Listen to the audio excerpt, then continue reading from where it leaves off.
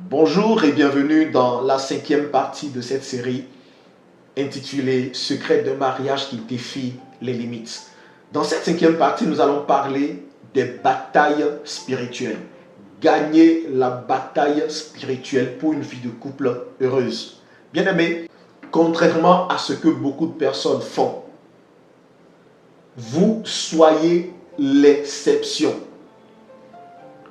Beaucoup de personnes négligent l'aspect spirituel dans la vie de couple et c'est un danger. Vous ne pouvez pas négliger l'aspect spirituel dans la vie de couple. Je vais vous faire part de deux vérités. Sinon, je vais vous ouvrir les yeux sur deux vérités qui vont peut-être vous choquer ou vous aider à comprendre l'importance de l'aspect spirituel dans la vie d'un couple. Premièrement, vous devez comprendre que votre mari que vous voyez, votre femme que vous voyez n'est pas un acquis. Votre mari est la convoitise d'une femme au dehors. Votre femme est la convoitise d'un homme au dehors. Ne pensez pas que vous êtes marié puis c'est fini, il n'y a plus personne qui envie votre homme ou qui envie votre mari, c'est impossible. J'ai entendu des gens savoir que je suis marié et me dire directement, si tu n'étais pas marié, j'allais t'épouser. D'autres me disent, j'aime des hommes qui sont mariés. Oui, c'est ça vous entendez. J'ai entendu ma femme revenir à la maison me dire, tu sais, il y a un monsieur qui m'a vu aujourd'hui comme ça et qui a commencé par me parler. Et j'ai dit, mais est-ce qu'il a vu que tu avais un enfant? Elle a répondu oui. Donc, cela suppose que déjà, il y a une bataille spirituelle qui vient du dehors, que vous pouvez ignorer, mais qui peut se répercuter sur vous. Parce que quelqu'un qui convoite ton mari adamant, quelqu'un qui convoite ta femme adamant dehors, c'est quelqu'un qui combat déjà ton foyer. Et ça, nous négligeons beaucoup cela souvent. Nous ne prions pas pour nos femmes, nous ne prions pas pour nos maris. Mais comment peux-tu t'en sortir si quelqu'un, un homme s'engage violemment et qu'il est un méchant pour commencer par utiliser des enchantements contre ta femme pour déstabiliser ton foyer, contre ton mari pour déstabiliser ton foyer, comment tu fais? Supposons même qu'il ne fasse pas des enchantements, mais qu'il pense ardemment. Parce que n'oubliez pas, quelqu'un qui pense ardemment est en train de te combattre. Et donc, vous ne pouvez pas négliger l'aspect spirituel, vous devez prier. Vous devez chercher à conserver votre vie spirituelle dans le foyer. C'est important pour la survie de votre couple.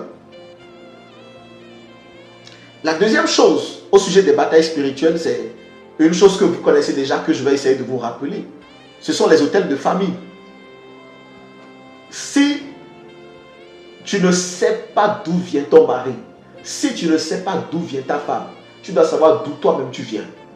Regarde à ta maison. Regarde la vie de couple que mènent les gens. Est-ce que les gens restent au foyer jusqu'au soir de leur vie? Est-ce que les femmes arrivent à rester au foyer? Est-ce que les hommes arrivent à garder une femme? Est-ce que les hommes arrivent à être fidèles? En fait, vous devez comprendre qu'il y a des hôtels également de maisons qui vont combattre votre mariage. Et ça, ce n'est pas une chose à négliger. Si tu vas prendre une femme dans une maison où les femmes ne restent jamais au foyer, où les femmes sont tout le temps insoumises, frère, tu viens de t'engager dans une bataille spirituelle contre l'autel de la famille de ta femme.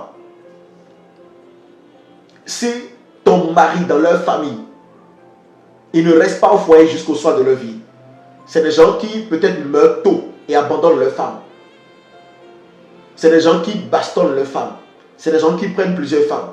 Si tu t'engages dans ça, n'oublie pas que l'autel de la maison va vouloir parler également contre ton foyer. Et ça, il faut également être spirituel pour combattre cela et triompher de ça. C'est des choses qui nous amènent à ne pas négliger l'aspect spirituel de notre maison. Vous devez gagner ces batailles-là. Vous devez gagner cette bataille-là. L'aspect spirituel n'est pas une chose qu'il faut négliger. C'est quelque chose qu'il faut prendre en compte. C'est quelque chose qui entre en droite ligne du bonheur et de l'épanouissement familial.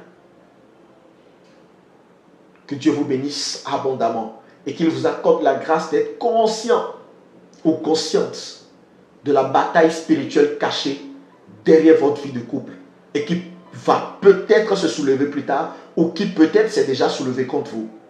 Que Dieu vous accorde la grâce nécessaire, qu'il vous donne les âmes nécessaires pour mener cette bataille-là à bien et de pouvoir en être heureux et triomphant au nom de Jésus-Christ.